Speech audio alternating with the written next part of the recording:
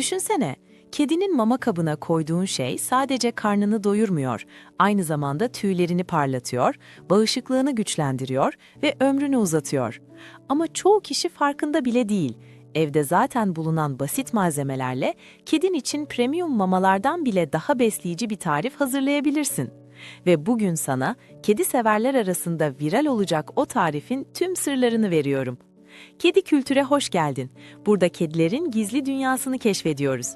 Eğer sen de kedin için en iyisini istiyorsan abone olmayı unutma.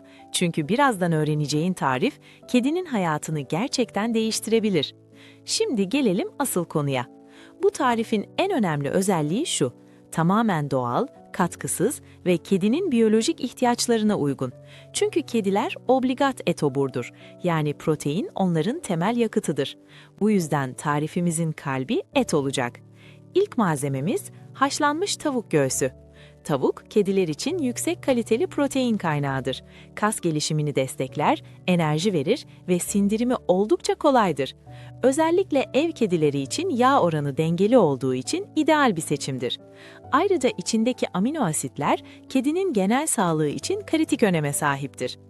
İkinci malzememiz az miktarda haşlanmış havuç. Evet, kediler sebze ağırlıklı beslenmez ama küçük miktarda doğru sebzeler sindirimi destekler. Havuç lif kaynağıdır. Bu da bağırsak hareketlerini düzenler ve kabızlığı önlemeye yardımcı olur. Aynı zamanda beta karoten içerir. Bu da bağışıklık sistemine katkı sağlar. Üçüncü malzememiz haşlanmış pirinç. Pirinç özellikle hassas mideye sahip kediler için mükemmel bir dengeleyicidir. Enerji verir, mideyi yormaz ve ishale karşı destekleyici olabilir. Ama burada önemli nokta şu: miktarı az olmalı. Çünkü kediler karbonhidrat ağırlıklı beslenmemelidir. Dördüncü ve en kritik dokunuş az miktarda zeytinyağı. Zeytinyağı kedinin tüy sağlığı için inanılmaz faydalıdır. Tüylerin daha parlak ve yumuşak olmasını sağlar. Aynı zamanda sindirim sistemini destekler ve bağırsakların daha sağlıklı çalışmasına yardımcı olur. Ve bonus olarak 1 çay kaşığı kadar yoğurt. Yoğurt probiyotik içerir. Bu da bağırsak florasını destekler. Ama dikkat, laktoz hassasiyeti olan kedilerde çok az kullanılmalı ya da tamamen çıkarılmalı. Burada kedini tanıman önemli. Şimdi tarifin yapımına geçelim. Öncelikle tavuk göğsünü tamamen sade şekilde haşlıyoruz. Tuz, baharat, yağ kesinlikle eklenmiyor. Çünkü kediler için bu tür katkılar zararlı olabilir. Haşlanan tavuğu küçük parçalara ayırıyoruz ya da didikliyoruz. Kedinin kolay yemesi için bu çok önemli. Ayrı bir yerde havucu iyice yumuşayana kadar haşlıyoruz ve ardından eziyoruz. Neredeyse püre kıvamında olmalı. Pirinci de sade şekilde haşlıyoruz. Lapa kıvamına yakın olması daha iyi çünkü sindirimi kolaylaştırır. Şimdi tüm malzemeleri bir kapta birleştiriyoruz. Didiklenmiş tavuk, ezilmiş havuç, az miktarda pirinç. Üzerine birkaç damla zeytinyağı ekliyoruz ve eğer uygunsa çok az yoğurt ekleyip karıştırıyoruz. Ortaya çıkan şey tam anlamıyla doğal bir süper mama. Ne katkı maddesi var, ne koruyucu, ne de kedine zarar verecek bir içerik. Ama burada çok önemli bir nokta var. Veterinerlerin de özellikle altını çizdiği bir şey. Bu tür ev yapımı mamalar tek başına uzun vadeli ana besin olarak kullanılmamalı.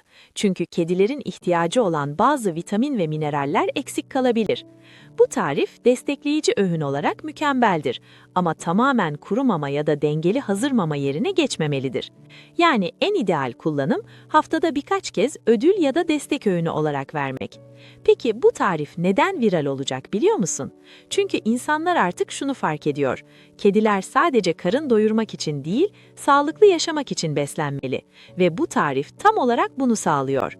Ucuz, pratik, sağlıklı ve kedilerin bayıldığı bir lezzet. Hatta birçok kedi sahibi şunu söylüyor: bu tariften sonra kedilerin mama saatini bekler hale geliyor. Ama bir adım daha ileri gidelim. Eğer kedin seçici ise tarifin içine çok az ton balığı suyu ekleyebilirsin. Bu kokuyu güçlendirir ve iştahı artırır. Ama dikkat, tuzsuz ve katkısız olmalı. Bir diğer ipucu, mamayı hafif ılık servis etmek. Soğuk mama kokuyu azaltır ama ılık mama kedinin ilgisini çeker. Ve en kritik tavsiye, porsiyon kontrolü. Bu mama sağlıklı ama fazla verilirse kilo alımına neden olabilir. Özellikle ev kedilerinde bu çok önemli. Son olarak şunu unutma: Kedine verdiğin her lokma onun yaşam kalitesini doğrudan etkiler. Bugün küçük bir değişiklik yaparsın ama bu kedinin yıllarını değiştirebilir. Eğer bu tarifi denersen, yorumlara kedinin tepkisini mutlaka yaz. Gerçekten merak ediyorum. Çünkü bazı kediler bu mamaya resmen bağımlı oluyor. Ve eğer kedin için daha fazla böyle doğal, etkili ve bilim destekli içerik istiyorsan, Kedi Kültürü ailesine katılmayı unutma.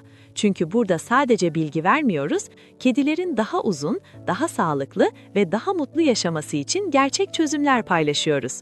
Bir sonraki videoda görüşmek üzere. Kedine iyi bak, kendine de elbette.